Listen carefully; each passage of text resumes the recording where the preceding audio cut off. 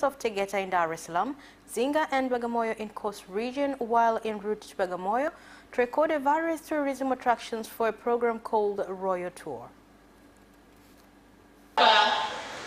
Ni wapiga picha ambao tunashirikiana nao kutengeneza.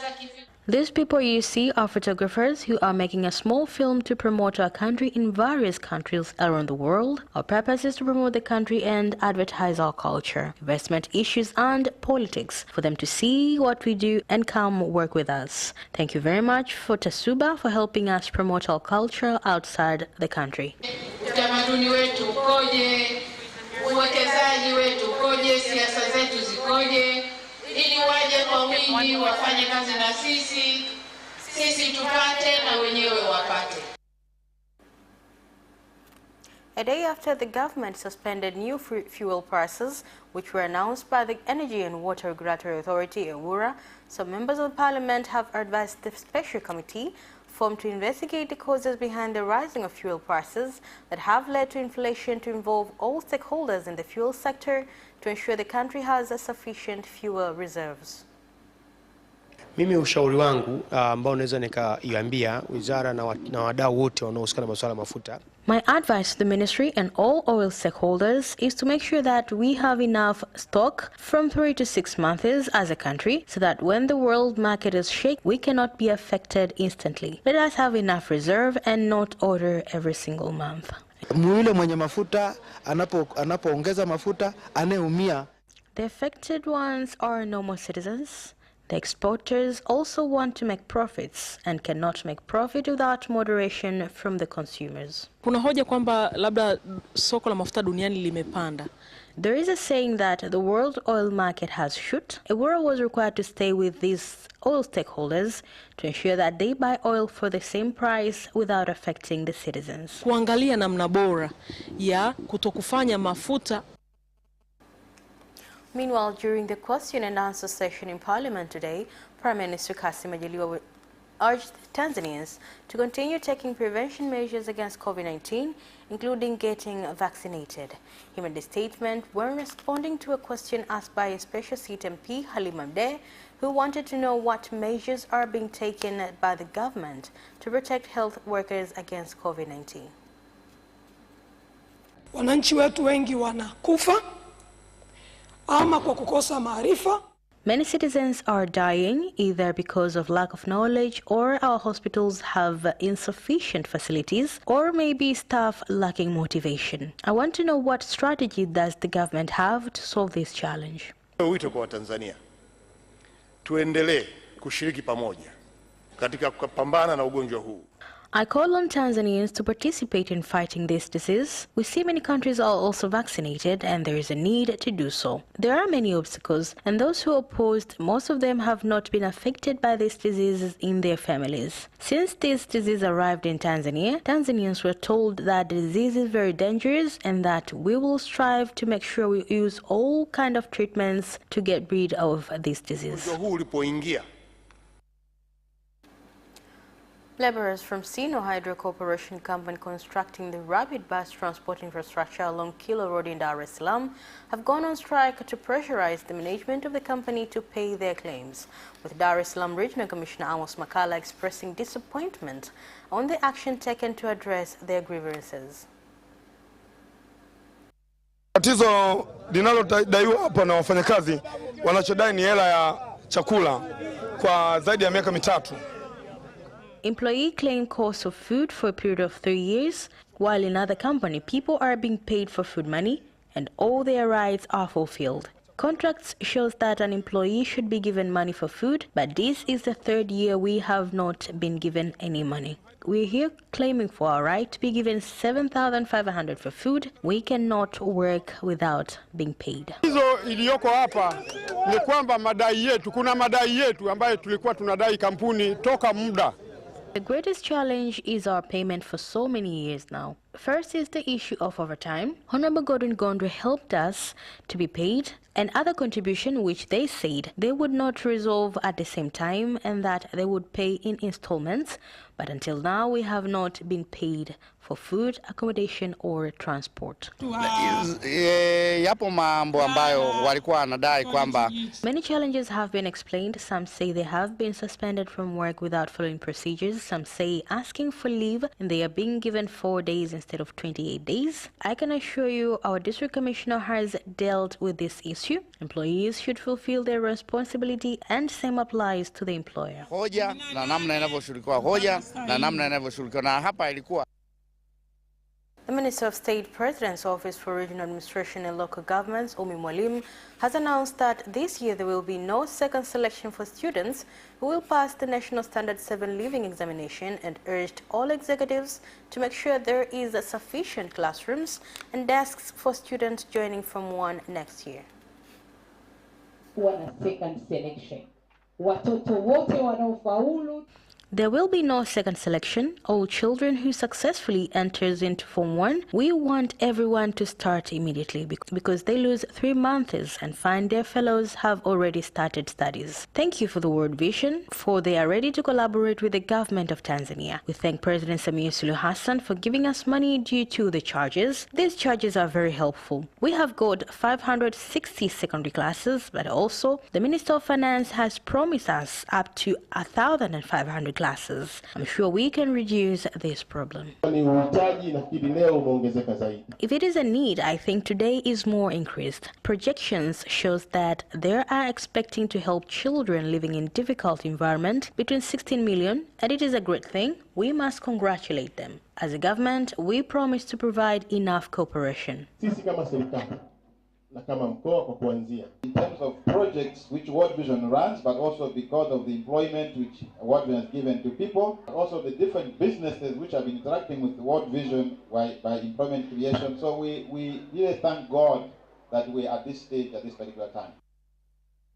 Tanzania Meteorological Authority has said that short rains expected to start in October will be average and scanty, whereby some regions are expected to experience long dry spells. In the region of Arusha, Kilimanjaro, and Manyara, we expect this rainfall to be below average to moderate, but we expect it to start in the 3rd and the 4th week of October. Because this forecast we give for the 3 months in a row, we look at the rains at all. But it does not mean that in the season, it does not happen at least one day it gets rain. Lakini tunatarajia zianze wiki ya 3 na ya 4 ya mwezi Oktoba. The government of Rwanda has started implementing a process to improve trade relations with Tanzania, which includes allowing the country to use Tanga port, being implementation of agreement recently reached by the president of the two countries. Yale ambao walizungumzia yalikuwa mengi, lakini ambayo walituelekeza sisi tufanye mojawapo ni kuhusu logistics. And that is the end of the national news. International news comes next after the break. Are you ready for some great news? I'm Christine Mundwa. And I am Eddie Micah Jr. with the brand new DW News Africa, the show that tackles the issues shaping the continent. Now with more time to offer an in-depth look at all the trends that matter to you. What's making the headlines and what's behind them? We're on the streets to give you in-depth reports and insights. DW News Africa.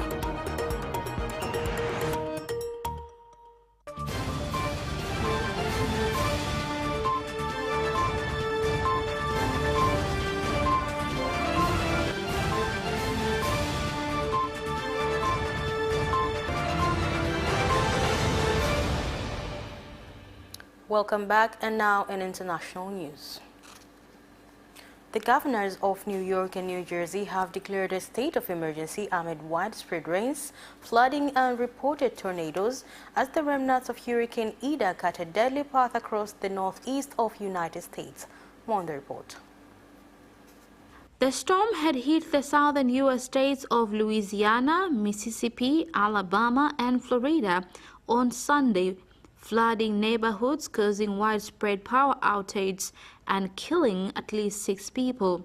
Reconnaissance flights on Wednesday revealed entire communities devastated by winds and floods in southern Louisiana as officials continue to assess the damage. The New York Police Department reported that 7 people had died in New York City. Authorities confirmed another death in New Jersey. 2 children aged between 6 and 8 years have perished in a fire incident that occurred in Kiambu County, Kenya. In the incident that occurred last night, 7 people also sustained serious injuries. Nusurika ni babake na wazazi wa watoto na majirani pia, kwa sababu lisambaa sana. Idadi ya watu ni wengi ambao walipata kudhuriwa sababu ya moto huo, mali imepotea, maisha imepotea. Dozens of Afghan women have demonstrated in the western city of Herat to demand their rights to employment and education. More on the report. Women took the streets out of frustration with the lack of answers from the de facto Taliban government on women's right to work. Since retaking Afghanistan last month, the Taliban leadership has assured that they would allow women to work and pursue education as Afghans fear the return of strict rules. The Ministry of Foreign Affairs in Uganda has said that it is facing challenges in removing nationals in Afghanistan, as some of them are not willing to return home. The latest development comes when the first batch of Afghanistan evacuees fleeing the Taliban takeover has arrived in Uganda, where they will receive temporary refuge before relocating to the U.S. And that is the end of international news. Business comes next after the break.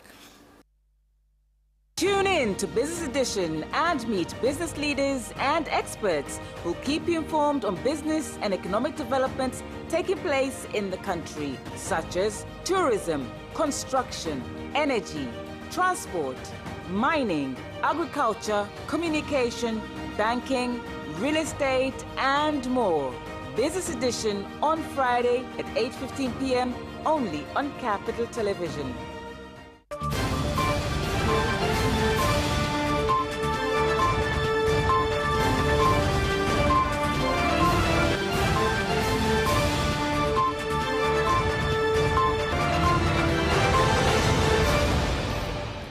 Welcome back, and now in business news.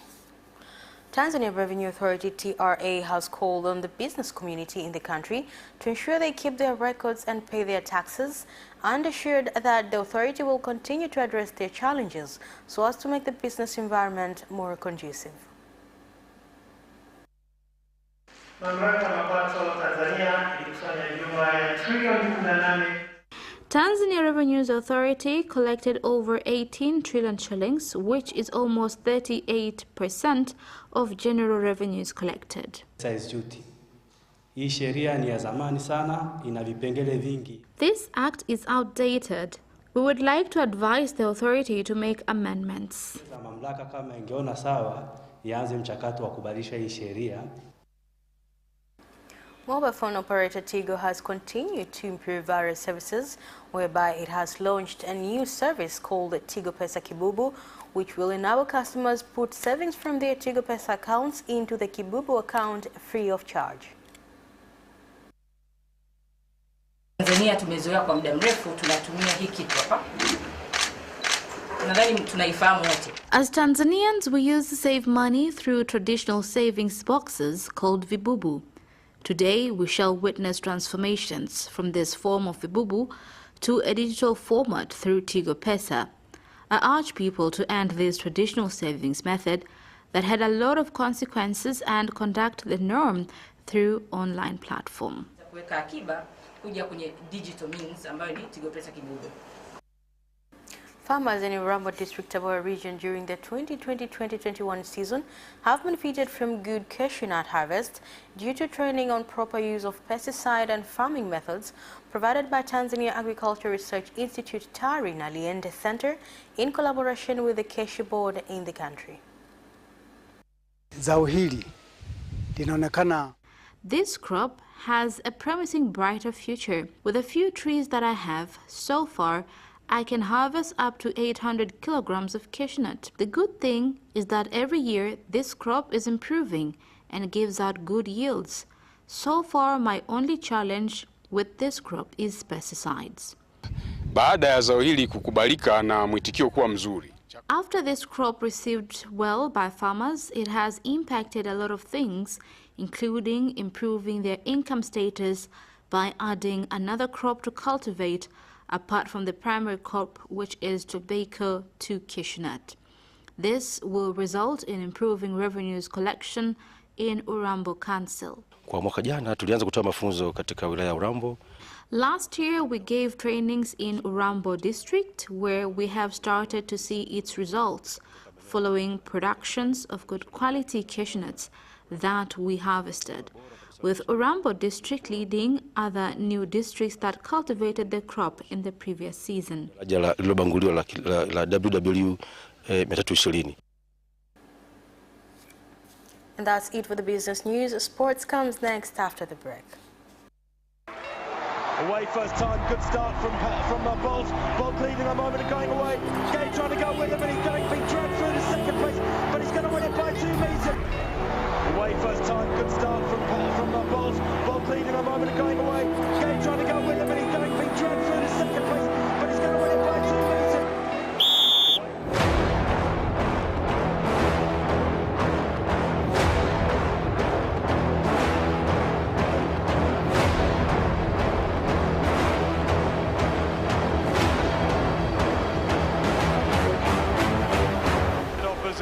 Joaquinho, he did lose some length.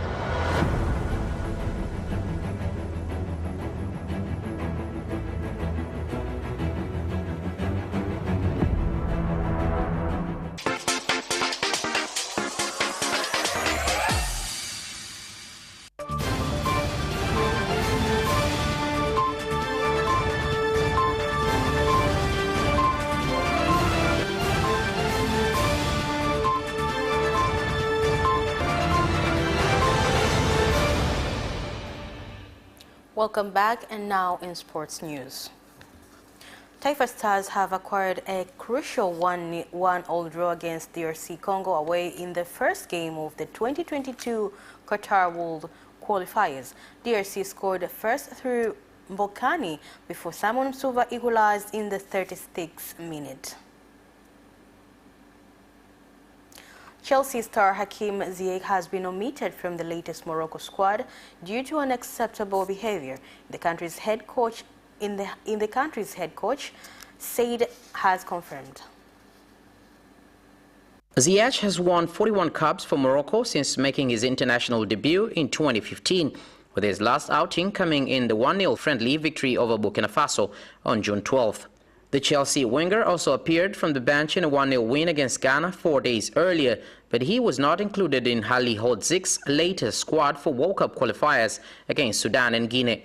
Halilhodzik has now explained why he has left Ziyech out, revealing that the 28-year-old's conduct in the last international break fell well short of the required standard. His behavior in the last 2 matches, especially the last one, was not that of a national team player, was as a leader in the team has to be a positive role model, he told press conference. Jurgen Klopp believes Germany's lack of number 9 option is their greatest flaw, posing the question, England have 7 strikers, why don't we? Germany resumed their 2022 World Cup qualifying campaign away against Liechtenstein tonight, where they will be aiming to put a disappointing showing at this summer's European Championships behind them. The Mannschaft suffered a 2-0 defeat to England in the round of 16, and Klopp has now admitted being envious of the attacking depth the Three Lions have at their disposal. Joachim Löw only had Timo Werner and Thomas Müller to call upon as natural forward options at the tournament, and Klopp is frustrated by the shortage of fresh talent coming through at youth level.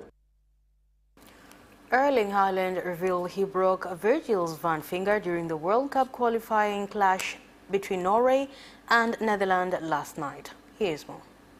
The Borussia Dortmund striker tangled with the Liverpool defender on a regular basis as a 1-1 draw was played out in Oslo. Haaland opened the scoring before Norway were pegged back and claims to have been responsible for a rival being forced to take a painful break early in the second half. Haaland told TV2, "I think I broke Van Dijk's finger. He's good, so to speak. I have no idea how it happened. Van Dijk was forced to the touchline shortly after the interval, clearly in some discomfort. He was checked over by the Dutch medical team, who appeared to snap the little finger on his left hand back into place before tapping the digits together. And that sports item ends our news bulletin for tonight. Thank you for watching and good night.